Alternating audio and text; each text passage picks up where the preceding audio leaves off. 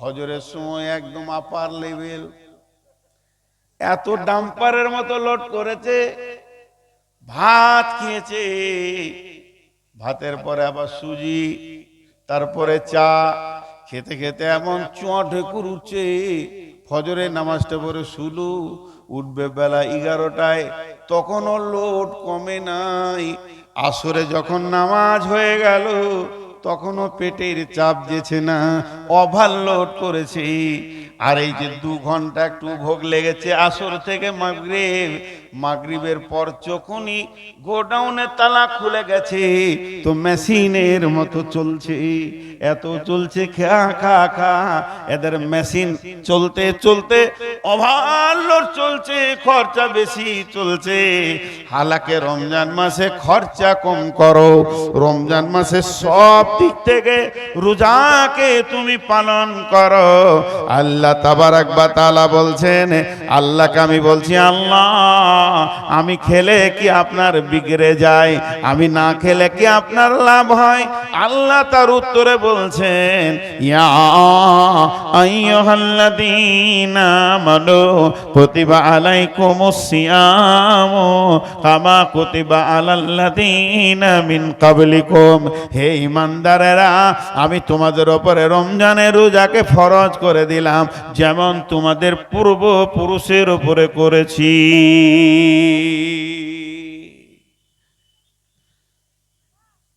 লাভ কি হবে? লাভ আমার লয়, লাভ তোর। লাভ আমার লয়, লাভ তোর। ইট ভাটা দেখেছেন? ইটের ভাটা, ধ্যান দিয়ে শুনে নেই উদাহরণটা। মিস্ত্রি কোদাল নিয়ে চলে গেছে, ট্রাক্টরে মাটি লোড করা আছে। এই উদাহরণে গোটা আয়াতটা বুঝে চলে আসবে। মেরেছে কোপ কোদালে করে, তো মাটি বলছে আমাকে কোপাইলি কেন ভাই, আমাকে তো লাগছে। কোপ মারলে তো আমাকে লাগছে, তুই যে কোপাছিস কেন? তোর কোপ দেওয়ার উদ্দেশ্য কি? তো মিস্ত্রি জবাবে মাটিকে বলছে, চুপ করে থাক, দাম তোরই বাড়বে, দাম তোরই বাড়বে। তারপরে খানিক বালু দিয়ে 2-4 বালতি পানি দিয়ে এবার লাত মারতে শুরু করেছে। হাজি লাত মারলে দাম বাড়ে না কমে? এখন যদি কেউ উঠে আমার মুখে একটা লাত মেরে দেয়, ওকে যখন লাথের উপরে লাত চালাচ্ছে, ও তখন বলছে এত লাত খাবি কেন, আমি গরু চুরি করেছি নাকি? বলে চুপ কর, তোর দাম বাড়াইছি, আমার লাতের যে কি দাম তুই বুঝবি, চুপ কর। মাটি ঠিক মতো হয়ে গেল, ফরমাতে ভরে আবার 2টা কিল বা থাপ্পড় মেরে দিলে বলে এখনো কি রাগ মিটিনি? বলে চুপ কর, দাম আমার লয়, দাম তোর বাড়ছে। সুন্দর করে রোদে দিয়েছে, প্রখর রোদ যখন পড়েছে, পিপাসা ইটের ভিতরটা ফেটে গেছে। ইট বলছে, মিস্ত্রি ভাই ভরা দুপুরে কঠিন রোদে আমি রয়েছি, সামান্য পানি কি পাবো না? মিস্ত্রি বলছে, পানি 1 গিলাস তো দূরের কথা, একটা ফোঁটাও দিব না, যত শুকাবি তত দাম বাড়বি। এরপরে শুকিয়ে গেল, এখনো রাগ মিটেনি। মিস্ত্রি ইটগুলোকে নিয়ে ভাটিতে চড়াচ্ছে, পাশে কালো কয়লা চলে এসেছে। কয়লাকে যখন ইট দেখেছে তখন মিস্ত্রিকে বলছে, ভাই এমন একজনের সঙ্গে আমাকে রাখছো, ও নিজে জ্বলবে আমাকে জ্বালাবে, এটা কেমন করে মানা যায়? মিস্ত্রি বলছে, ভালো করে পুরবি তো বেশি দাম হবে 1 নম্বর, আর যদি আর একটু কম পুরিস তো 2 নম্বরে চলে যাবি, তার থেকে কম পড়লে 3 নম্বরে যাবি, না পুরলে ভেঙে গেলে ছালট হয়ে রোডের ধারে পড়ে থাকবি, কোনো পাকা জায়গায় যাবি না। সবরের সঙ্গে আগুনটাকে বরদাস্ত করেলে যখন ওকে পোড়ানো হলো হলো, মাল 1 নম্বর বেরিয়ে এসেছে, সুন্দর পড়েছে, ক্রিকেট বের হয়ে এসেছে, মিস্ত্রি এসেছে, ইঞ্জিনিয়ার সঙ্গে এসেছে, বলছে এটাই মসজিদের কাজে লাগবে, এইটা মাদ্রাসার কাজে লাগবে, এইটা স্টেশন হবে, কলেজ হবে, এই ইটটা এত দামি, এছাড়া অন্য ইট লাগানো যাবে না। ইট তখন বলছে প্রথম আমি বুঝিনি, কোপ খেয়েছি, লাত খেয়ে, আগুনে পুড়ে আজকে আমি হয়েছি মসজিদের দেওয়াল। আমি সারা জীবন তেলাওয়াত শুনছি, অতএব কঠিন জায়গা দিয়ে পেরিয়েছে বিরাট সম্মানের জায়গা পেয়েছি। আল্লাহ বলছে বান্দারে, তোকে আমি খেতে দিই না, তোকে আমি পান করতে দিই না, যেটা তোর মহারানা দিয়ে আমি, যাকে তুই হালাল করে এনেছিস, ওই মেয়েটার গায়ে হাত দিতে দিই না। তার মানে তোকে আমি প্রেম আগুনে জ্বালিয়ে রেখেছি। ধৈর্য ধরে নে, যেদিন তোর রোজা শেষ হবে তোর নাম কি হবে? লাআল্লাকুম তাত্তাকুন, তোকে আমি মুত্তাকি বানাচ্ছি, যাতে করে তুই মুত্তাকি হয়ে যাবি। রোজা এমন একটা ফরমা যে ঢুকবে সেই মুত্তাকি। এর জন্য আগে মুত্তাকির কথা 8 ঘন্টা বলে নিলাম। মুত্তাকিরা হাসতে হাসতে জান্নাতে যাবে, মুত্তাকিরা ফার্স্ট ক্লাস জান্নাতে যাবে, মুত্তাকিরা গুনাহ থেকে বেঁচে যাবে, মুত্তাকিরা তো বড় সফলতা পাবে, এটা আল্লাহ কোরআনে বলেছেন। মুত্তাকিদের উপরে কেউ সফলতা পাবে না। আর আল্লাহ চাইছে, আমার বাপ যেমন চেয়েছিল যে আমার ছেলেটা মুলবি হোক, কমসে কম ইমামতি নামাজটা তো পড়াতে পারবে, এটা চেয়েছিল, আমার বাপের মেহনত আমি হয়েছি, তেমনি ওই রকম আল্লাহ চাইছে আমাদেরকে যে আমার গোলামগুলো মুত্তাকি হয়ে যাক। তার মানে যত জন রোজা রাখবে তত জন মুত্তাকি। আল্লাহ নিজে বলছে লাআল্লাকুম তাত্তাকুন।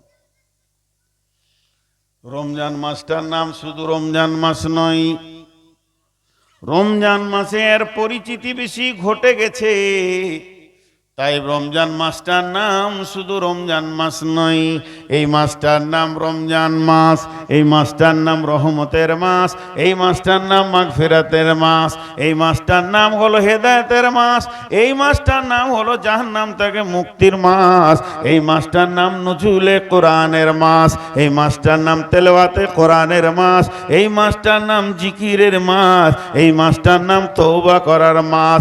রমজান মাসটা হলো জিহাদের মাস। এই মাসে প্রথম বদরের যুদ্ধ হয়েছে 17 রমজান, প্রথম কোরআন নাজিল হয়েছে 21 রমজান। অতএব বন্ধুরে, রমজানের ভিতরে অনেক অনেক ফজিলত ঢুকে আছে। এই রমজানের ভিতরে একটা দিন রাত আছে যার নাম হলো শবে কদর। এই রাতটা হলো কান্না করার মাস। এই মাসের ভিতরে বান্দা তার গোলামের সাথে সম্পর্ক বাড়াবে। তার জন্য আল্লাহ বলছেন শাহরু রমজান আল্লাযী উনজিলা ফীহিল কুরআন। এই রমজান মাসে কোরআন নাজিল হলো, হেদায়েত নিয়ে হলো, রহমত নিয়ে হলো, আর পৃথিবীতে আসলো মাগফিরাতের জন্য, পৃথিবীতে আসলো মানুষকে নূরের আলো দিতে। এটা নূরের মাস। এই পৃথিবীতে আলো মানুষকে রাস্তা দিতে, এটা সাবিলের মাস। এই মাসটা অনেকগুলি নাম আছে। অতএব বন্ধুরে, আল্লাহ তাবারাক ওয়া তাআলা তার গোলামদেরকে বলছে, গোলাম আমার প্রেমে রোজাটা তোমরা রাখো।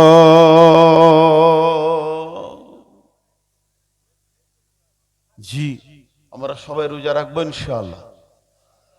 রোজা তো অনেক ফজিলত আছে। হাজি, এই যেমন এখানে 5টা ধরেন প্রাইজ আছে, একটা একটা করে ছেলেকে ডাক্তার প্রাইজ গুলো নিয়ে যাও। একজনকে বলে এটা তোমার প্রাইজ, এটা তোমার প্রাইজ, আর কাউকে বলছে এটা তোমার প্রাইজ। এইভাবে প্রাইজ দিতে রয়েছে। আল্লাহ তাবারাক ওয়া তাআলা বলছেন, ইয়াকুলুল্লাহু আযজা ওয়া জাল কুল্লু আমালি ইবনে আদম লাহু ইল্লা সিয়াম ফাহুয়া লি ওয়া আনা আজজি বি ইন্নামা ইয়াতরুকু তাআমাহু ওয়া সারাবাহু। হাদিসে কুরসির মধ্যে আল্লাহ তাবারাক ওয়া তাআলা বলছেন, সারা পৃথিবীর ইবনে আদম যত আমল করে নিজের জন্য করে, আমাকে রাজি করার জন্য করে, কিন্তু শুধুমাত্র সিয়াম, ইল্লা সিয়াম, রোজা একটা এমন ইবাদত যতজন রোজা রাখে আমার জন্যই রাখে। তারা যে খাওয়া ছেড়েছে সেটা আমার জন্যে, তারা পান করা ছেড়েছে আমার জন্যে, দিনে বিবিকে ব্যবহার করে না সেটা আমার জন্যে। এই যে আমার জন্যে তারা ছেড়েছে, এর প্রাইজ কিয়ামতের মাঠে কি হবে? আজজিবি, এর কিয়ামতের মাঠে আল্লাহ তাবারাক ওয়া তাআলা সশরীরে রোজাদারদের কাছে এসে বলবে, ও রোজাদার, হাসরবাসীরে, তোমরা যারা রোজাদার আছো তোমাদের প্রাইজ তোমাদের সামনে দাঁড়িয়ে আছে, তোমরা তোমাদের প্রাইজকে গ্রহণ করে নাও। ওদের প্রাইজ হচ্ছে স্বয়ং আল্লাহ। জি, রোজাদারদের প্রাইজ স্বয়ং আল্লাহ। আমরা রোজাটাকে খুব অবহেলায় রেখেছি। ভাই, যে কদিন আসেন এক দুই করে উঠছেন, উঠতে লাগলে তো আমি সমাপ্তি ঘোষণা করব। শুধু আর একটা হাদিসের তর্জমা করব, বেশি লেট করব না। আপনারা বসেন আর মাত্র 10-15 মিনিটের জন্য বসেন, উঠে না। দুটো লোক উঠে গেলে আর 5টা লোক চলে যাচ্ছে। আর এখন জালসা 11টায় শেষ করার চিন্তা করতে হবে। আর ভাই সবাইকে বলছি, আজকে যাদবপুরের লোক জালসা কমিটি, কালকে আর কোন গায়ের লোক জালসা কমিটি হবে, সবাইকে বলছি মেলা বন্ধ করেন। যাদবপুর ওয়ালারা করেছে তো ওই গায়ে যে বসেছে, আমি ওই গায়ে যখন গাড়ি নিয়ে ঢুকছি তো বলছি এটা তো যাদবপুর মনে হচ্ছে না, ফের মেলা রয়েছে, কি ব্যাপার? হ্যাঁ, আওয়াজ পাই না।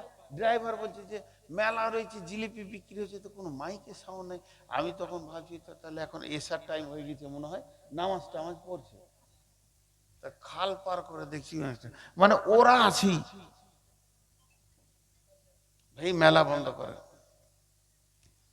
এবার যতজন রোজা রাখবে ততজন হলো মুত্তাকি। কত বড় সৌভাগ্য আমাদের। হাসতে হাসতে জান্নাতে যাবে, সব গুনাহ মাফ হয়ে যাবে রমজান মাসে। আমি আপনাদের সামনে দুটি ছোট ছোট কথা বলছি এবার। বিসমিল্লাহির রহমানির রহিম। মান সামা রমাজানা ঈমানা ওয়া ইহতিসাবা গুফির লাহু মা তাকাদ্দামা মিন জামবি ওমান কামা কিয়ামাল লাইলি ওমান কামা কিয়ামাল লাইলাতুল কদরি ঈমানা ওয়া ইহতিসাবা গুফির লাহু মা তাকাদ্দামা মিন জামবি।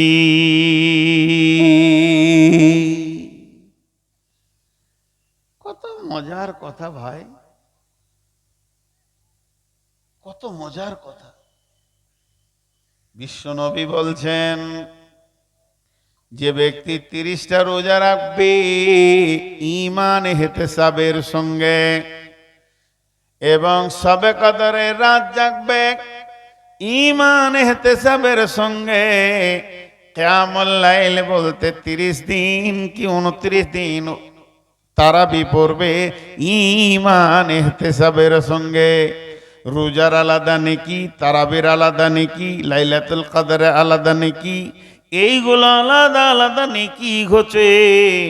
গুফির লাহু মা তাকাদ্দামা মিন জামবি, তার বিগত জীবনের যত গুনাহ ছিল সব মাফ হয়ে যাবে।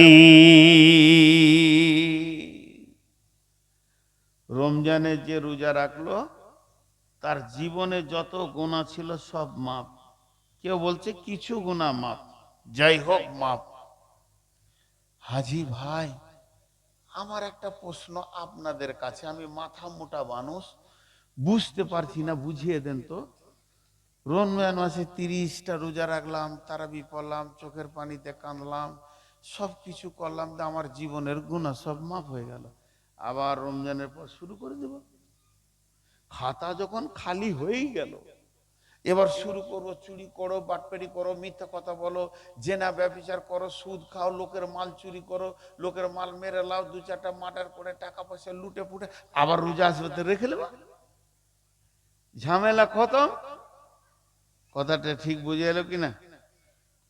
আরে হ্যাঁ না বলে না? এতগুলো লোক চুপ করে বসে আছে।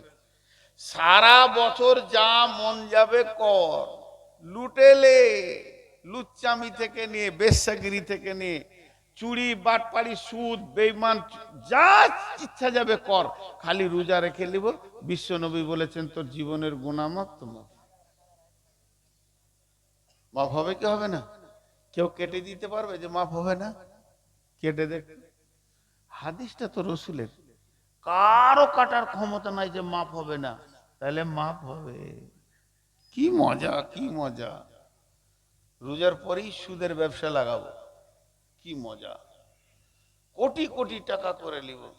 কিন্তু একটা জিনিস জানেন, মুসলিমদের একটা বাচ্চা ছেলেও জানে, সেটা কি? বিনা উজুতে নামাজ হবে? হবে না। 4 বছর 5 বছরের ছেলে, ওর হুঁশ নাই, বাপ মসজিদে নিয়ে গেছে, বাপ উজু করছে, ও হাত মুখ ধুইলে মসজিদ ঢুকে গেল, ভাবছে এটা উজু। তার মানে ওর এই জ্ঞানটুকু হয়েছে বিনা উজুতে নামাজ হবে না। কিন্তু উজু নামাজ নয়। উজুটা কি নামাজ? কিন্তু লা সালাতা ইল্লা বিতহুর, উজুটা নামাজ নয়, কিন্তু উজু ছাড়া নামাজ। রোজার 2টা শর্ত আছে, এটা আজও পর্যন্ত আমরা খেয়াল করিনি। আল্লাহ রসুল বলছেন, মান সামা রামাযানা, মান সামা রামাযানা ঈমানাও ওয়া ইহতিসাবা, যে রোজা রাখবে ঈমান আর ইহতিসাবকে সঙ্গে করে, ঈমান আর ইহতিসাবকে সঙ্গে করে, ঈমান আর ইহতিসাবকে সঙ্গে করে, গুফিরা লাহু মা তাকাদ্দামা মিন জামবি, ওই লোকটার জীবনের গুনাহ মাফ হয়ে যাবে। 70 বছরের যদি কঠোর বেঈমান হয় আর সুদ বাটপারি জেনা ব্যভিচার করে আসমান পর্যন্ত যদি গুনার পাহাড় করে দেয়, সবগুলো ভ্যানিশ হয়ে সাদা হয়ে যাবে। শর্ত হচ্ছে ঈমান আর ইহতিসাব রোজার ভিতরে রাখতে হবে।